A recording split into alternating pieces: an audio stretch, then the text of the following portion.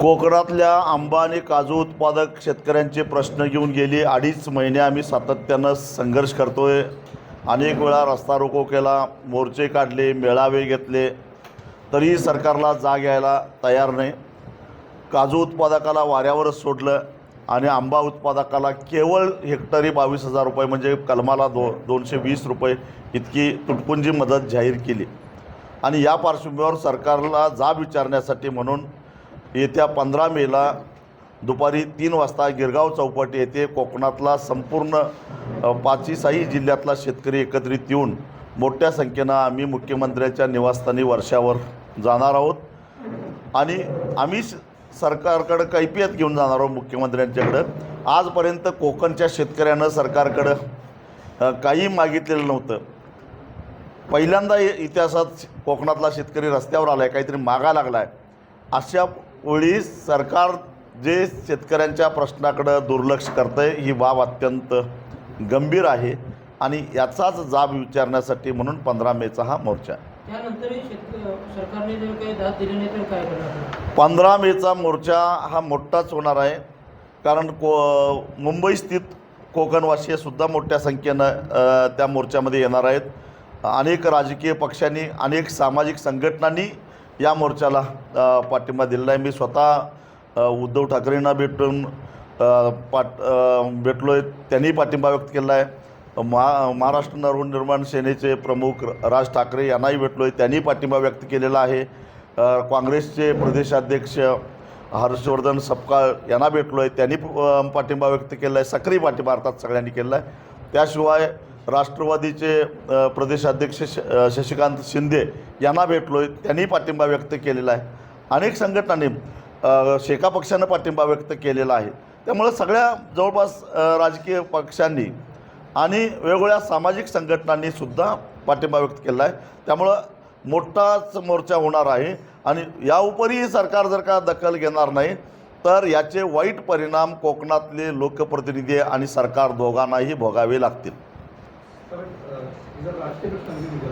100% बदलावे लागतील, कारण आता जे काही निकष आहे त्याच्यामध्ये फळधारणा न झाल्यामुळं फळधारणा झाली आणि मग जर का नुकसान झालं तर विमा कंपन्या म्हणणं असं आहे की आम्ही देणं लागतो, परंतु इथं फळधारणाच झालेली नाही आहे, पण विमा तर उतरवलेला आहे। त्यामुळे फळधारणा झाली न झाली हा त्याच्यातला अटी शर्तीतला भाग आहे, तो त्यांनी बघून घ्यावा, सरकारनं आणि कंपन्यांनी बघून घ्यावा, त्याच्याशी शेतकऱ्याचा काही संबंध नाही। एक संरक्षण मिळावं म्हणून शेतकऱ्यांनी विम्याचे पैसे भरलेले आहेत। विमा कंपन्यांनी नुकसान भरपाई ही दिलीच पाहिजे यायला लागलेलं आहे। आणि लोक उभा राहत नाही तसं म्हणायचं कारण नाही, कारण मला वाटतं की एप्रिल महिन्यामध्ये गेल्या महिन्यात आम्ही जो काही कणकवलीला मोठा मोर्चा आंदोलन केलं, जवळजवळ 42 डिग्री तापमान त्या दिवशी होतं। 4 तास मुंबई गोवा हायवेवर तापलेल्या डांबरीवर शेतकरी बसले। याचा अर्थ लोकांना राग नाही आला असता तर छत्र्या घेऊन बसले असते, सावलीत बसले असते, तसं नाही आहे। लोकांना राग यायला लागला आहे।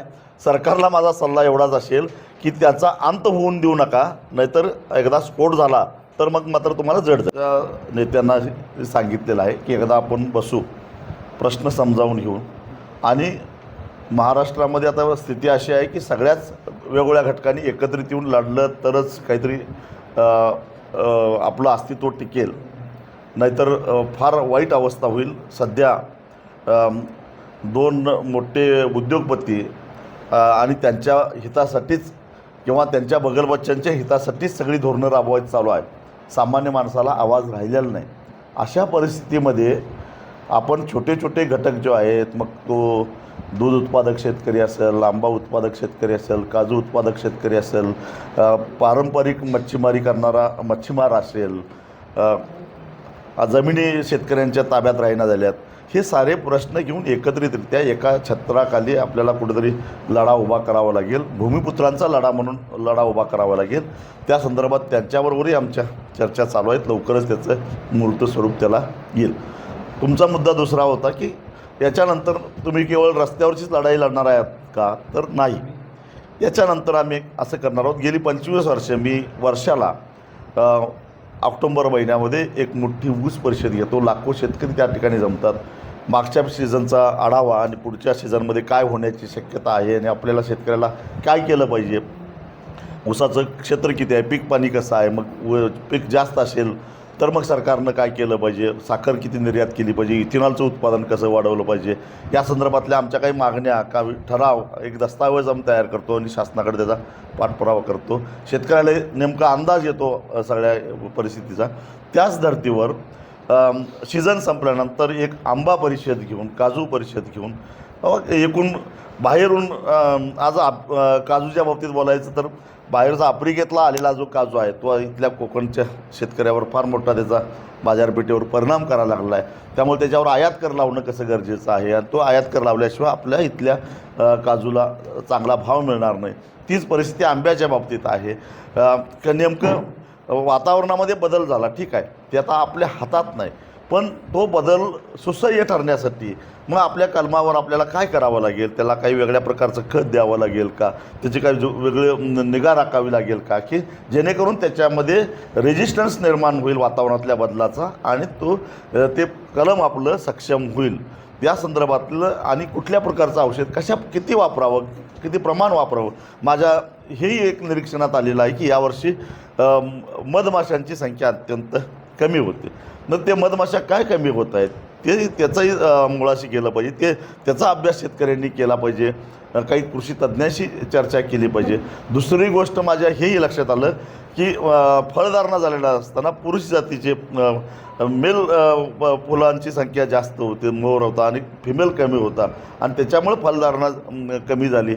ह्या ज्या गोष्टी आहेत ह्या तांत्रिक गोष्टीचा वेळप्रसंगी AIचा सुद्धा आपल्याला वापर करता येईल का म्हणून काही सॉफ्टवेअर तज्ज्ञांशी सुद्धा आमच्या चर्चा चालू आहेत.